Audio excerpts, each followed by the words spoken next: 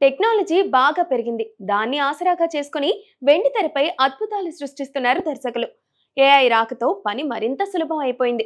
దాదాపు ప్రతి సినిమాలోనూ ఏఐని ఏదో ఒక రూపంలో వాడేస్తున్నారు. తాజాగా నాగార్జున 100 సినిమాలోనూ ఈ పరిజ్ఞానాన్ని ఒడిసి పట్టుకొని కొన్ని సన్నివేశాలు రూపొందించే పనిలో ఉన్నారు.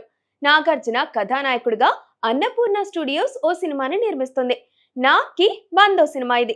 కింగ్ 100 పేరు ప్రచారంలో ఉంది. లాటరీ కింగ్ అనే పేరు కూడా రిజిస్టర్ చేయించారు. ఈ సినిమాలో నాగార్జున పాత్ర డిఫరెంట్ ఫేజెస్ లో సాగబోతుందట. అందులో 25 ఏళ్ల కుర్రాడి పాత్ర ఒకటి. ఇదివరకైతే మేకప్ తో మేనేజ్ చేసేసేవారు, కానీ ఇప్పుడు అంత అవసరం లేదు. ఏఐలో నాగార్జునని 25 ఏళ్ల కుర్రాడిగా మార్చేయొచ్చు.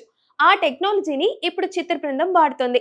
శివ సమయంలో నాగ్ ఎలా కనిపించారో అలానే ఈ సినిమాలో కొన్ని సన్నివేశాల్లో నాగ్ కనిపిస్తారట. సో శివాని పోలిన నాగ్ ని మనం ఈ సినిమాలో చూసేయొచ్చు.